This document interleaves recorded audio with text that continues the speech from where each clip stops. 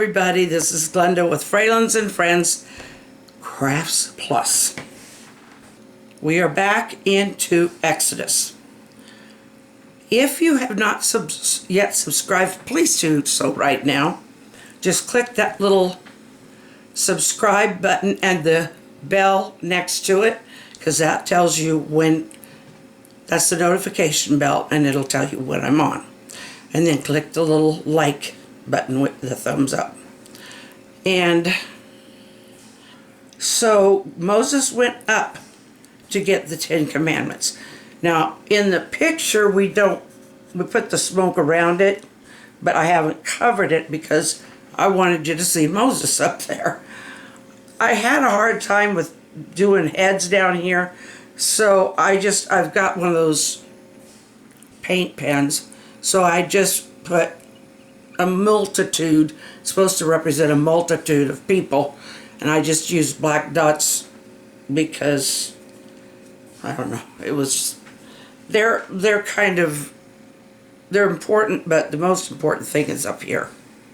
And the ram's horn here is that ram's horn is what announced the Lord's coming, or that God was going to be coming down. Tonight, we are at the end of that, which there are so many chapters in between Moses going up on Mount Sinai to get the 10 Commandments. It isn't just the 10 Commandments. This is the thing. God inscribed it with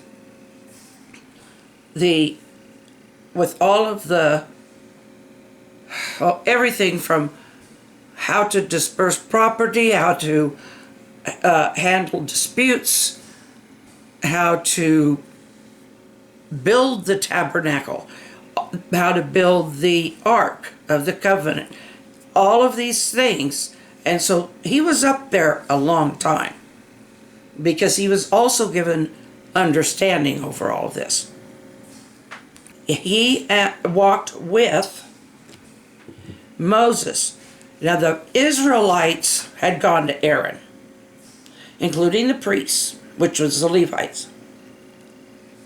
They had gone to Aaron with the complaints of the people that God had forgotten them. And Moses didn't even come back. So why shouldn't they have a little God of their own that they could worship? And so that's what they did. And Aaron, of all people, actually built the calf. He actually molded that calf. And when Joshua and Moses were walking toward the camp where the Israelites were, Joshua thought maybe there was a battle or something, and Moses says, no, that's the sound of singing. And when he got there, he could hear, or he could see, he saw the golden calf.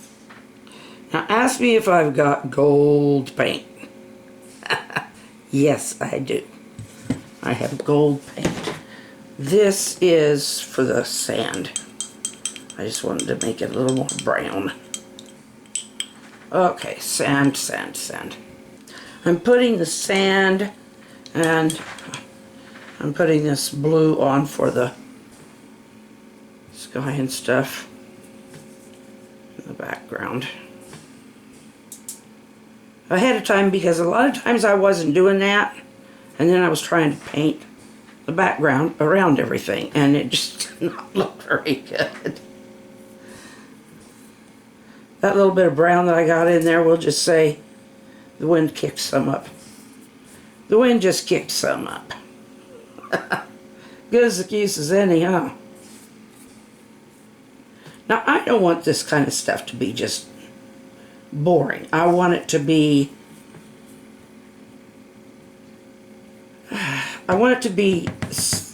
solemn in a way, but I think we can have a little fun with it. I mean, Aaron's been a bad boy. It doesn't say that it took him much effort to get Aaron to do that. And that is one of the things that surprises me, because Aaron has been Moses' mouthpiece since before they even before they even approached the Pharaoh the first time. I'm going to do two things on this one. I'm going to do the calf, and then I'm going to show Moses throwing down those tablets and breaking them.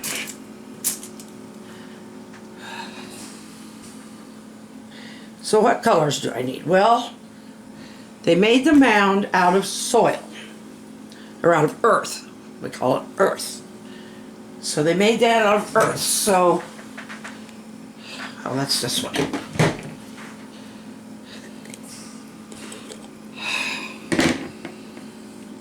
The thing is, before Moses ever went up that mountain, God had him gather the priests and stuff and warned them against doing this very thing.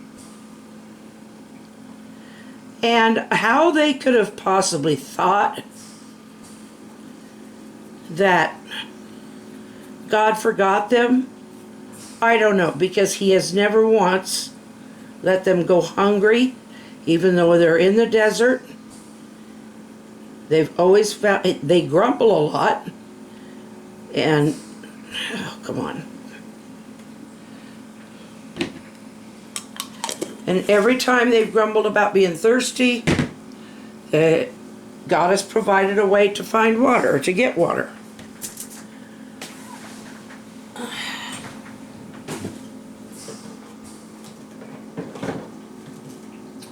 I gotta find my gold. I forgot to get it out. There it is. But, and ever since they began this journey, God has been a pillar to guide them. He has, for the whole 40 years, now we haven't got to that part yet, but from the first time he provided,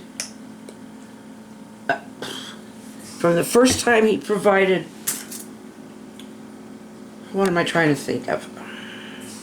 The manna. And the quails at night, or the meat at night. Ever since that started, he has never failed them. That's every time, every morning, the manna is there.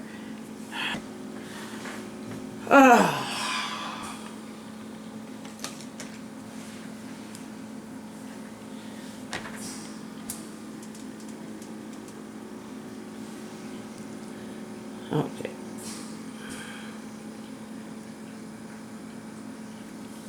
This stuff just... it does not like me.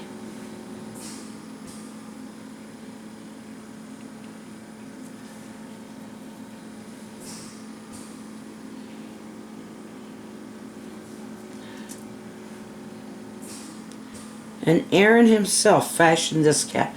Aaron has been Moses' right-hand man, or whatever, ever since this started. I mean, God appointed Aaron himself to speak on Moses' behalf, because Moses has a lot of trouble speaking in front of people.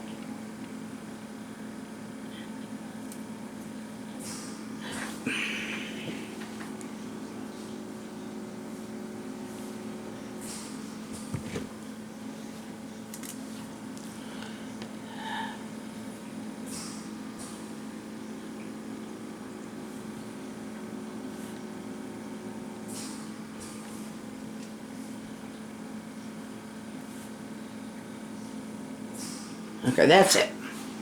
I'm not going to try anymore. That has to dry before I do anything else with it.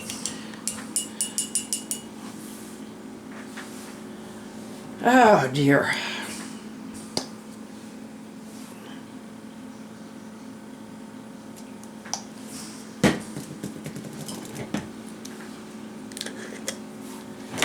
Okay.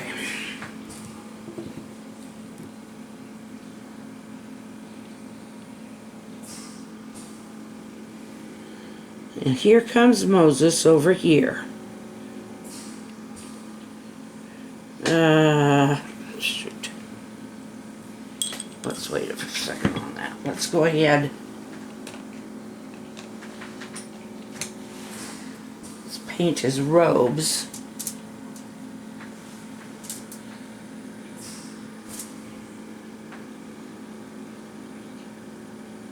Those are his feet. I'll put some sandals on him in a minute.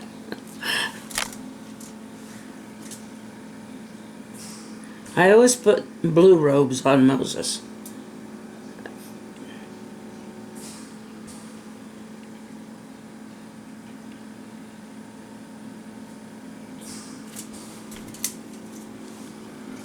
Okay, I'm going to have his arms, his sleeves coming out this way. So I'm going to have to be putting the tablets in there. His hands. I wasn't done with that. I always dress Moses in blue. I don't. It's just the way I want to distinguish him. Generally, I put Aaron in green. It just kind of helps him tell the story. Now, I don't put like full-fledged faces on most of these because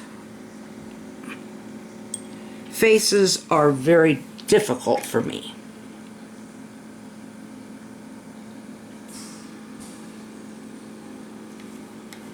Okay.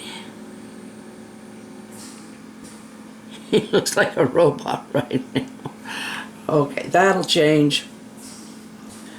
And he has a gray beard.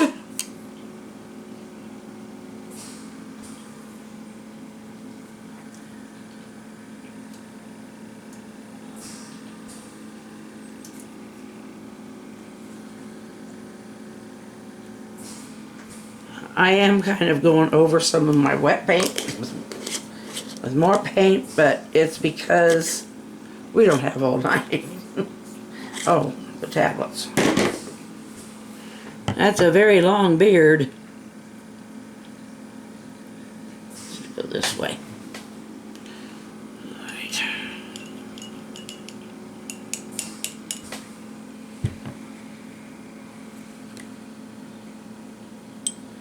Okay, I'm going to put one tablet .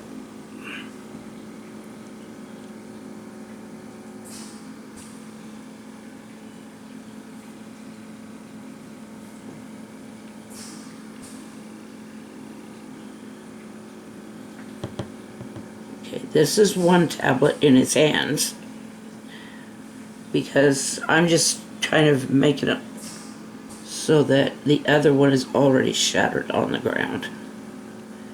He's already thrown the one down. He probably did throw them both down at one time, but I'm wanting to make a story here. So there's the broken pieces of the other tablet. And these people should be thanking their lucky star. Well, thanking Moses because God was ready to just do away with them. Now they did have to suffer some consequences. He melted that golden calf and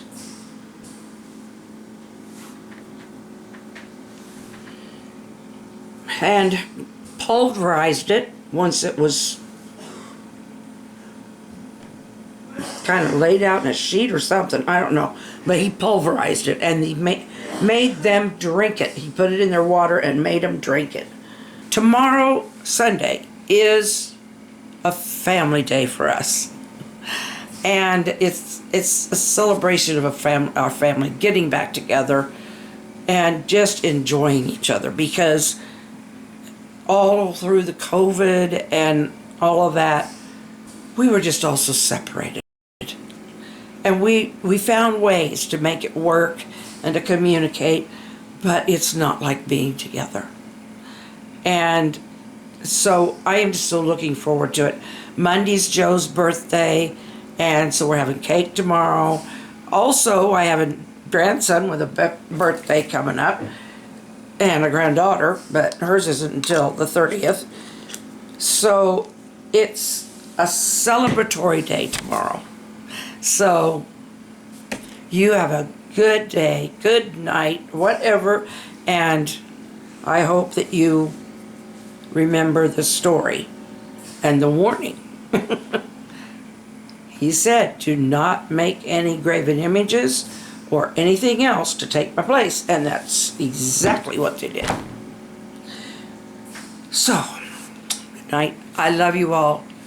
Smile and wave at somebody. And I'll see you Tuesday?